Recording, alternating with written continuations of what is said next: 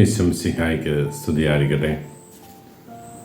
വിശുദ്ധ ലൂക്കാ അറിയിച്ച സുവിശേഷം 10-ാം അധ്യായം 1 മുതൽ 12 വരെയുള്ള തിരുവചന ഭാഗമാണ് നാം ഇന്ന് ധ്യാന വിഷയമാക്കുന്നത്. കർത്താവ് തൻ്റെ പ്രിയപ്പെട്ട 72 ശിഷ്യന്മാരെ വചന പ്രഘോഷണ ദൗത്യവുമായിട്ട് അയക്കുന്നതാണ് തിരുവചന ഭാഗം. ഈ ദിവസങ്ങളിൽ ഈശോയുടെ സ്വർഗാരോഹണവും പരിശുദ്ധാത്മാവിൻ്റെ കടന്നുവരവായ പന്തക്കുസ്ത ദിനവുമൊക്കെ പ്രത്യാശയോടെ പ്രതീക്ഷയോടെ കാത്തിരിക്കുന്ന നമ്മുടെ മുമ്പിൽ ദൈവം നമ്മുടെ ഉത്തരവാദിത്വ ബോധത്തെക്കുറിച്ച് ഓർമ്മപ്പെടുത്താനായിട്ട് ഒരിക്കൽ കൂടെ പ്രേക്ഷിത ദൗത്യം നമ്മളെ ഭരമേൽപ്പിക്കുകയാണ്. ആ 72 പേരോട് ഈശോ പറഞ്ഞയച്ചു, നിങ്ങൾ ഏതെങ്കിലും ഒരു ഗ്രാമത്തിലോ പട്ടണത്തിലോ പ്രവേശിച്ചാൽ അവിടെ യോഗ്യതയുള്ളവൻ ആരെന്ന് മനസ്സിലാക്കി അവൻ്റെ ഭവനത്തിൽ അവനോടൊത്ത് വസിക്കുക.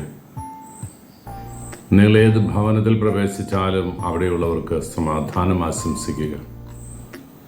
സമാധാനത്തിൻ്റെ പുത്രൻ ആ ഭവനത്തിലുണ്ട് എങ്കിൽ നിങ്ങളുടെ സമാധാനം അവനിൽ കൂടിയുള്ളൂ. അല്ല എങ്കിൽ ആ സമാധാനം നിങ്ങളിലേക്ക് തന്നെ മടങ്ങും.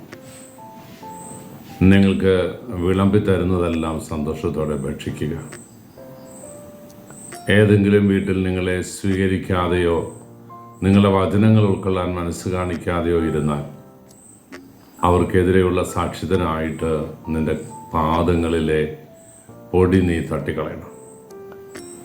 വിധി ദിവസത്തിൽ ഈ പൊടികൾ നിനക്ക് ആരെല്ലാം നിന്നെ തള്ളി പറഞ്ഞോ, ആരെല്ലാം വചനത്തെ തിരസ്കരിച്ചോ അവർക്കെതിരെയുള്ള വിധിവാചകങ്ങളായിട്ട് മാറും. കുറച്ചുകൂടെ വ്യക്തമായ ഭാഷയിൽ ഈശോ പറഞ്ഞു, അങ്ങനെ നിന്നെ സ്വീകരിക്കാത്ത വ്യക്തികളോ കുടുംബങ്ങളോ ഉണ്ട് എങ്കിൽ അവരുടെ ജീവിതം സോദോം ഗൊമോറ പട്ടണങ്ങളെ പോലെ, ടൈർ സീദോൻ പ്രദേശങ്ങളെ പോലെ ആയിത്തീരും. കാരണം അവിടെ ദൈവത്തിനെതിരെ തിരിഞ്ഞ ജനത്തെ ദൈവം ശിക്ഷിച്ചത് വളരെ ക്രൂരമായിട്ടാണ്. സ്വർഗത്തിൽ നിന്ന് അഗ്നിയും ഗന്ധകവും ഇറങ്ങി ആ നഗരങ്ങൾ തന്നെ കത്തിച്ചാമ്പലാവുകയാണ്. അങ്ങനെ നമുക്ക് സംഭവിക്കാതിരിക്കാൻ യേശുനാഥൻ പറഞ്ഞ വചനത്തിൻ്റെ പൊരുളുകളിലൂടെ നമ്മളൊരു യാത്ര ചെയ്യണം. പ്രിയപ്പെട്ടവരെ, ഈശോ നമ്മളോട് പറയുന്നത് നിങ്ങൾ വചനം പ്രഘോഷിക്കാനായിട്ട് കടന്നു പോകണമെന്നാണ്. നിങ്ങൾ ഏത് വീട്ടിൽ പ്രവേശിച്ചാലും അവിടെ താമസിക്കണമെന്ന്, അവരോടൊത്ത് ഉണ്ടുമുറങ്ങിയും കഴിയുക. ഏതെങ്കിലും നഗരം നിങ്ങളെ സ്വീകരിച്ചില്ലെങ്കിൽ അവരോട് പുലർത്തേണ്ട മര്യാദ അതാണ്. നിങ്ങളെ സ്വീകരിക്കാത്തവരുടെ ജീവിതത്തിൽ ദൈവം കൊടുക്കുന്ന ശിക്ഷാവിധി നിങ്ങൾക്ക് തന്നെ ബോധ്യമാകും. നിങ്ങളുടെ പാദങ്ങളിലെ പൊടി തട്ടിക്കളയുമ്പോൾ ആ പൊടികൾ അവർക്കെതിരെ സാക്ഷ്യം നൽകും. ഈശോ പറഞ്ഞു, സോദോം ഗൊമോറ പട്ടണങ്ങളുടെ ടൈർ സീദോൻ പ്രദേശങ്ങളുടെ ഗതി ഇതിനേക്കാളും സഹനീയമായിരിക്കും. തമ്പുരാൻ്റെ വചനം എങ്ങനെ എപ്പോഴ് ലോകത്തിൽ പ്രഘോഷിക്കപ്പെടണമെന്ന്, വചനം പ്രഘോഷിക്കുന്നവന് എങ്ങനെ സംരക്ഷണം ഒരുക്കണമെന്ന് ഈശോ തീരുമാനിച്ചുറപ്പിച്ചിട്ടാണ് ശിഷ്യന്മാരെ യാത്രയാക്കുക. 3.5 വർഷക്കാലം അല്ലെങ്കിൽ 3 വർഷക്കാലം മാത്രം നീണ്ടു നിന്ന ഒരു സെമിനാരി ഫോർമേഷൻ. അവിടെ നിന്ന് അവർ യാത്രയാവുകയാണ് വചന പ്രഘോഷകരായിട്ട്. അനുതാപത്തിൻ്റെ സുവിശേഷം ലോകമെങ്ങും പ്രഘോഷിക്കുക. ക്രിസ്തുവിൻ്റെ ദൈവരാജ്യത്തെക്കുറിച്ച് മറ്റുള്ളവരോട് പറഞ്ഞു കൊടുക്കുക. തദ്വാര ദൈവത്തിൻ്റെ തിരുവചനം ലോകത്തിൻ്റെ കോണുകളിൽ വരെ എത്തണം. ഈ ഒരു കാലഘട്ടത്തിലും ഈശോ നമ്മളോട് പറയുന്നത് അവൻ്റെ വചനത്തിൻ്റെ ഉപാസകരായിട്ട് നമ്മൾ മാറണമെന്ന് തന്നെയാണ്. ക്രിസ്തുവിനെ മറ്റുള്ളവർക്ക് പകർന്നു കൊടുക്കാൻ, ക്രിസ്തുവിനെ മറ്റുള്ളവർക്കായി പങ്കുവയ്ക്കാൻ, ഞാനും നിങ്ങളും തയ്യാറാകണമെന്ന് തിരുവചനം ഏറെ ഗൗരവത്തോടെ നമ്മളെ ഓർമ്മിപ്പിക്കുന്നു. പ്രിയപ്പെട്ട അനുദിന ജീവിത യാഥാർത്ഥ്യങ്ങളിൽ നമ്മുടെ തിരക്കുകളുടെയും നമ്മുടെ അസ്വസ്ഥതകളുടെയും ഇടയിൽ ദൈവം ഭരമേൽപ്പിച്ച ദൗത്യത്തിൽ നിന്ന് പുറകോട്ട് പോകാൻ പാടില്ല എന്ന് അവിടുന്ന് അടിവരയിട്ട് പറയുകയാണ്. മറ്റുള്ളവർക്ക് സമാധാനം ആശംസിക്കാൻ നിങ്ങൾക്ക് സാധിക്കുക. ക്രിസ്തുനാഥന് വേണ്ടി വിഭാവന ചെയ്യുന്നത് സമാധാനം എന്നത് വെറുമൊരു വാക്കല്ല.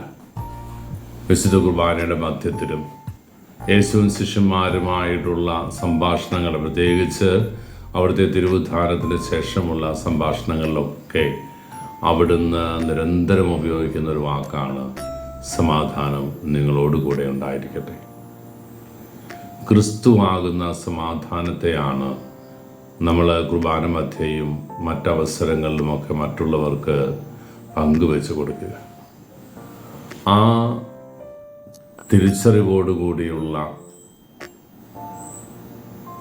വാക്ക് എൻ്റെയും നിങ്ങളുടെയും പ്രസംഗങ്ങളിലും ജീവിതത്തിലും ഉരുത്തിരിയുക അനിവാര്യമാണ്. സമാധാനം എന്നത് ക്രിസ്തുവിൻ്റെ പ്രതീകമാണെന്ന് നമുക്കറിയാം. ലോകരക്ഷകനായ യേശുനാഥനെ മറ്റുള്ളവരുടെ മുമ്പിൽ അവതരിപ്പിച്ച് അവരെ വിശ്വാസത്തിലേക്ക് ആനയിക്കുക.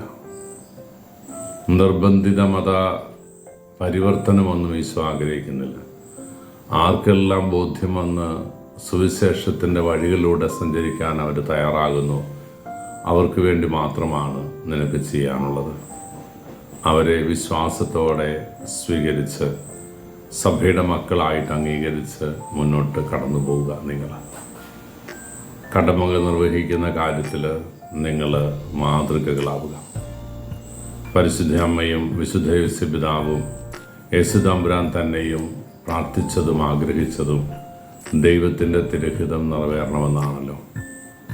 നമ്മളെക്കുറിച്ചുള്ള ദൈവത്തിൻ്റെ പദ്ധതി, നമ്മളെക്കുറിച്ചുള്ള ദൈവത്തിൻ്റെ പ്ലാൻ, നമ്മൾ വചനപ്രഘോഷകരാകണമെന്ന് ഞാൻ ഈ ദിവസങ്ങളൊക്കെ നിങ്ങളോട് സൂചിപ്പിച്ചതുപോലെ ക്രിസ്തുവിൻ്റെ വചനം ഈ ലോകത്തിൽ കൊടുക്കുവാനായിട്ട് ഏറ്റവും നൂതനമായ സാങ്കേതിക വിദ്യകൾ ഉപയോഗിക്കുവാൻ നമ്മൾ തയ്യാറാകണം. കൃത്യതയോടെ അത് മറ്റുള്ളവരുടെ മുമ്പിൽ പ്രഘോഷിക്കുക എന്നത് നമ്മുടെ ദൗത്യമാണ് എന്ന് നമുക്ക് മറക്കാതിരിക്കാം. ദൈവത്തിൻ്റെ ഇഷ്ടം നിറവേറലാണ് എൻ്റെയും നിങ്ങളുടെയും ജീവിതത്തിൻ്റെ ആത്യന്തിക ലക്ഷ്യമെങ്കിൽ ആ തിരുഹിതം വചനബദ്ധമായ ഒരു ജീവിതത്തിന് നമ്മളെ ആഹ്വാനം ചെയ്യുന്നുണ്ട്. ക്രിസ്തുനാഥൻ പറഞ്ഞ കാര്യങ്ങളൊക്കെ ഒരു ചെവിയിലൂടെ കേട്ട് മറ്റേ ചെവിയിലൂടെ ഇറക്കിവിട്ട് സ്വസ്ഥമായിട്ട് ജീവിക്കാമെന്ന് നമ്മൾ കരുതണ്ട. നമ്മുടെ ദൗത്യം നിറവേറ്റാൻ നമുക്ക് കടമയുണ്ട്. ആധുനിക സാങ്കേതിക വിദ്യകൾ ഉപയോഗിച്ചുകൊണ്ട്, വിനിമയ മാധ്യമങ്ങൾ ഉപയോഗിച്ചുകൊണ്ട് അവൻ്റെ വചനത്തെ കൂടുതൽ അനുഗ്രഹീതമായിട്ട് പ്രസൻറ്റ് ചെയ്യാൻ നമുക്ക് സാധിക്കണം.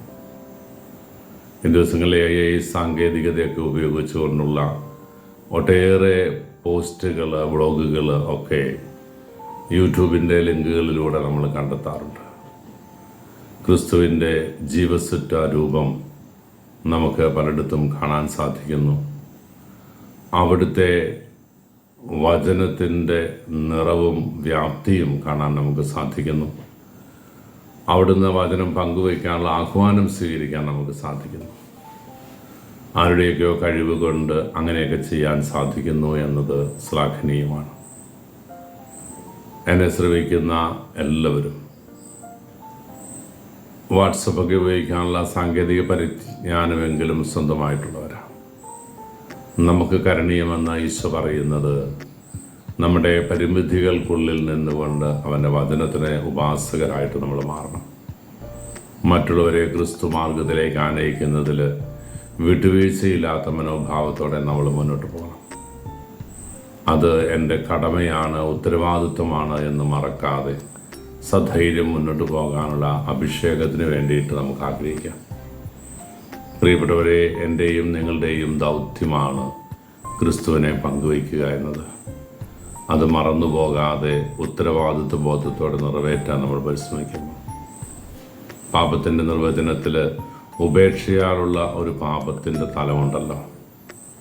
എനിക്ക് എൻ്റെ പരിമിതികൾക്കുള്ളിൽ നിന്നുകൊണ്ട്, എൻ്റെ കഴിവുകളുടെയും സാധ്യതകളുടെയും ഉള്ളിൽ നിന്നുകൊണ്ട് അവനെ സാക്ഷിയാകാൻ എനിക്ക് സാധിക്കും. എന്നേക്കാളും നന്നായിട്ട് പ്രസംഗിക്കുന്ന, എന്നേക്കാളും നന്നായിട്ട് പാട്ട് പാടുന്ന, എന്നേക്കാളും നന്നായിട്ട് പ്രോഗ്രാം കോർഡിനേറ്റ് ചെയ്യുന്ന ഒരു വ്യക്തിയെ നമ്മൾ ഭയക്കേണ്ട കാര്യമില്ല.